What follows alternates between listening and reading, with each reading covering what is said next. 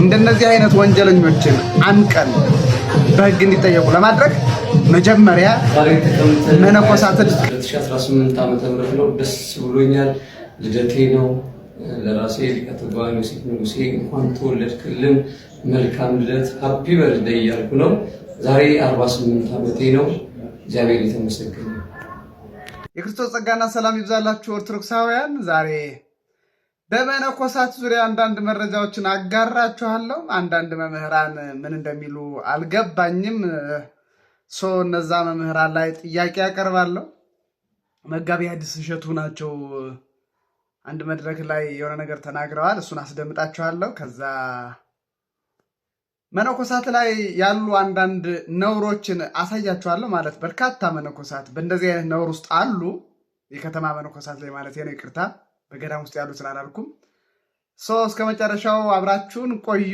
እንዲህ አይነቱ ነገር ቤተክርስቲያን ያስነቅፋል የሚሉ አንዳንድ ሰዎች አሉ። እንደዛ አይደለም በመሰረቱ። እንዲያውም በአንጻሩ የሚያሳየን ምንድነው? ይሄ ነገር ምንድነው? በተለይ የዚህ ቀጣፊዎችን የስህተት ህይወት እንቅስቃሴ፣ ትምህርት ምናምን ወዘተ ማሳየት ጥቅም አለው። እንዲያውም ቤተክርስቲያን የተነሳያን ወይም ደግሞ በንስሐ ህይወት ውስጥ የሚመላለሱ ምዕመናን ህብረት እንደሆነችም ማሳያ ነው። ማለት ሰዎች እየወደቁ እየተነሱ የሚሄዱባት የሚኖሩባት እንደሆነች ማሳያ ነው። ከባቴ አበሳነት ምናምን እንደ እሱን እኮ እናደርጋለን እኮ የሰዎችን ኃጢአት ነውር ምናምን እንደብቃለን።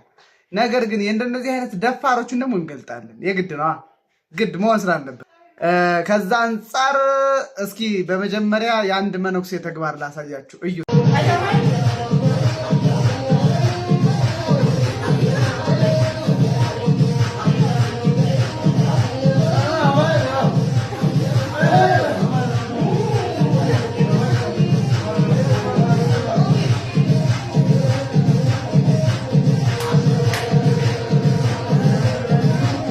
ኦኬ፣ ይሄንን እንግዲህ አይተናል። እኛ ኦርቶዶክሳውያን መነኮሳት ከገዳም ይግቡ ከከተማ ይውጡ ምንለው እንደነዚህ አይነት ሐሰተኞችን አሁን ይሄ ያያችኋቸው ሰው ወይም ደግሞ ያያችሁት ሰው እርግጠኛ ሆኜ የምነግራችሁ ተሐድሶ ፕሮቴስታንት ነው።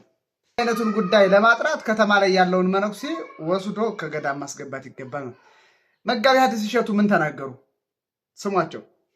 አሁን ደግሞ ሰሞኑን እየሰማሁ ነበር። ከከተማው መነኮሳቱ ይውጡ፣ መነኮሳቱ ደግሞ እኛንን ዋኖቹ እያለ እግዚአብሔር ታግሶ ተስማምታችሁ ብሉ ቢለን እርስ በርስ ተግባብተን። እኔ አንድ ምሳሌ ልንገራችሁና ልጨርስ። ገጠር ያደጋችሁ ሰዎች ታውቃላችሁ? ማማ ታውቃላችሁ? ማማ የምታውቁ ምንድን ነው? እህሉ መካከል ማማ ይሰራል፣ ከፍ ያለ ያ የእህሉ ጠባቂ እማማው ላይ ሆኖ እህሉን ይጠብቃል። እህሉን ከ3 ከ4 ነገር ነው የሚጠብቀው። አንደኛ ከወፍ ይጠብቀዋል፣ ሁለተኛ ከጅንጀሮ ከአራዊት ይጠብቃል፣ ሶስተኛ ከመንገደኛ ይጠብቃል። መንገደኛ በገጠር እሸት ቆርጦ መብላት አይከለከልም። ነገር ግን አንዳንድ ሰው ቀበጢልና ቆርጦ ከመብላት አልፎ ቆርጦ ይዞ መሄድ ይፈልጋል። በብሉይ ኪዳን በዘዳግምም ተደንግጓል። አንድ ሰው ወደ ሰው እርሻ ገብቶ እሸት እስከሚጠግብ መብላት ይችላል። ቆርጦ ግን በከረጭት በቅርጫት ይጀሊር ካለ ስግብግብነት እና ይሄ ሰውዬ ትልቅ እርሻ ነበረው አሉና እርሻው ላይ ማማ ሰርቶ ላይ ቁጭ ብሎ እህሉን ይጠብቃል። እና ሰውየው ትንሽ አንቀላፍቷል። እና በምስራቅ አንዱ ሌባ ይመጣል፣ በምዕራብ አንዱ ሌባ ይመጣል። ስንት ሌባ መጣ? በየትና በየት? ከዛ በኋላ የምስራቁ ሌባ በአጋጣሚ እንዲህ አጮልቆ ሲያይ በምዕራብ በደው የገባው ሌባ ያየዋል። ባለቤቱ መስሎታል፣ እሱ አላወቀም። ያኛውም እንዲህ ሲያይ ያኛውን ያየዋል። አሁንም ይሄኛው ሁለቱም ሌቦች። መቼም ሌባ ኮንፊደንስ የለው አይደለም። ሌባ እኮ ኮሽ ብትልበት እኮ ይበረጋል ታውቃላችሁ።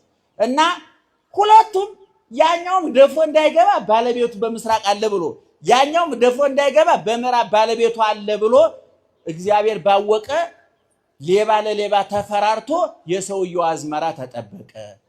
እኔ ካህናትና መነኮሳት በተለያየ አቅጣጫ የገባን እግዚአብሔር የታገሰ ሌቦች ነን። አንነቃቀፍ። መነኮሳቱ ከከተማ ወጥተው አንተ ምን ልትሰራ ነው? ቄሱ እያለማ ነው። ቄሱ ምን እየሰራ ነው? ወንጀሉ ኃጢአቱ የጋራ ነው። አበበ ከበደ የሚባል የለም።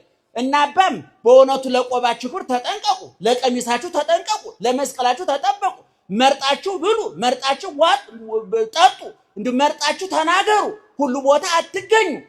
ተሸሽጎ መብላት አጽኖ በዓት እኮ ይባላል። እውነቱን እኔ ካህናቱም እንደገና ደግሞ እኔ እውነቱን ለመናገር እንደ ምንኩስና ወንጌል ለማገልገል የተመረጠ ነገር ይሄ መቼም አንዳንድ ሰው ችግሩ ምን መሰላችሁ? ልብሱና ለባሹ ይምታታበታል። አንዳንድ ሰው ብራንድ የሆነ ጫማ ያደርግና እግሩ ሸፋፋ ሊሆን ይችላል። አሁን ችግሩ ከጫማው ነው ከእግሩ ነው? ንገሩኝ። አረ ንገሩኝ። ጫማው በጣም ውድ ነው፣ ብራንድ ነው። ሰውየው ግን እግሩ ሸፋፋ ነው። አሁን መወቀስ ያለበት ሰውየው ነው በፋብሪካው ነው? ፋብሪካው ነው ለዛኛው እግሩ የሚመጥን ጫማ ማድረግ አለበት። የሰው ዋጋ እሺ፣ አንዳንዱ ሱፋው በደንብ ሱፎ ፋብሪካ ያለብሰውና የኔ ቢጤ ጥላቢስ ሲለብሰው ሱፉ ረዴት ያጣል። ይገርማል። እንደውም አንዳንድ ትምክህተኞች ምን ይላሉ? ያምርባል ሲባሉ ከምኑ ነው የሚሉት? አቤት ክርስትና ልብሳችን ነው። የሰፋው ክርስቶስ ነው። ቀራንዮ ነው የተሰፋው። እነ ቅዱስ ጴጥሮስ ናቸው የሰፉት። እኛ ስንለብሰው ትካሻችን ቀሎ ብናሰድበው የልብሱን ጥራት አይታችሁ እኛን ተውና ልበሱት እያልናችሁ እየሰማችሁ ነው። ሐው ቅዱስ ጳውሎስ ተመሰሉ ኪያየ በከመ አነ እትመሰሎ ለክርስቶስ፣ እኔ ክርስቶስን እንደመሰልኩኝ አለ። እናንተም በአቅማችሁ ማንን ምሰሉ? እኔን ምሰሉ አለ። ቅዱስ ወንጌል ነው የሚለው፣ መጽሐፍ ቅዱስ ነው የሚለው። ይሄን ታምረ ማርያም ድርሳነ ሚካኤል አለ። እኔ ክርስቶስን እንደመሰልኩኝ እናንተ ማንን ምሰሉ? እኔን ምሰሉ አለ ቅዱስ ጳውሎስ። ስለዚህ እንደው መነኮሳቱም ካህናቱን አትግፏቸው፣ የተሻለ ጽድቅ የላችሁም። ካህናቱም መነኮሳቱ ላይ አትዝመቱ፣ ያለ እነሱ ተስፋ የላችሁም። ስለዚህ በነገራችን ላይ ምእመናን ምንኩስና በቤተ ክርስቲያን አራተኛ ህግ ይባላል። አንደኛ ህገ ልቡና የሚባል አለ፣ እስከ ሙሴ የነበረ። ሁለተኛ ህገ ኦሪት የሚባል አለ፣ እስከ ክርስቶስ የነበረ። ሶስተኛ ህገ ወንጌል የሚባል አለ፣ አሁን ያለ። ምንኩስና ህገ መላእክት ይባላል። ከሴት ርቆ ንስ ጠብቆ አልበላም አልጠጣም አልለብስም ብሎ አንድ ቀሚስ አንድ ጫማ ይዞ ወደ ተፈለገበት የሚል አሁን ለምሳሌ አንድ መነኩሴ አፋር ተመድባል ቢባል ዛሬ ቀሚሱን አንጠልጥሎ ይሄዳል። እኔ ሄድ ቢባል ኧረ ልጆችስ ኧረ ሚስቴስ ኧረ ጓዳዬስ ለአገልግሎት እንስራዬን አልጣልኩም። ምእመናን እንስራውን ያልጣለ ሰው ሳምራዊት እንኳን እንስራዋን ጥላ ነው ሐዋርያ የሆነችው። ክርስቶስ ሐዋርያትን ሲያስከትላቸው ሁሉ አደግነ ወተሎናገ ቅዱስ ጴጥሮስ እንደው ምን ብሏል? ሁሉን ትተን ተከትለናል፣ ምንድነው የምናገኘው ብሎ ጠይቆ ነበረ። አረ እናንተማ ወተነብሩ ዲባሰርቱ ወክሌቱ መናብር ወትኮንኑ ሰላስበ ወረዘመ ደናው። በዚህ በመጋቢ ሐዲስ እሸቱ ንግግር ውስጥ እንግዲህ ያየነው የተመለከትነው ነገር ምንድነው? እውነቱን ለመናገር መፍራት፣ እውነትን መሸሽ አይነት ነገር እናያለን። ወንጌል ያመጣቻት ህግ ናት እንደ መላእክት አሉ እና ሌላ ከዛ ደግሞ አተገባበሩ ላይ የተናገሩት መጀመሪያ አካባቢ የተናገሩት ንግግር ትክክል አይደለም። በመሰረቱ እኛ እኮ አዲስ ትምህርት መስራት አንችልም፣ አዲስ ትእዛዝ መስጠት አንችልም። ፍትሐ ነገሥት አንቀጽ 10 ላይ የተቀመጠውን በቃ መተግበር ነው። በመጽሐፈ መነኮሳት በሶስቱም የመጽሐፈ መነኮሳት ላይ የተቀመጠው የአባቶቻችንን ትእዛዝ አክብረው መነኮሳት በገዳም እንዲኖሩ ማድረግ ነው። በቃ አለቀ እኮ። እንደው የኔታ እንደው በእውነት አሁን ይሄ የአባ እንጦንስ ንግግር ጠፍቶት ነው?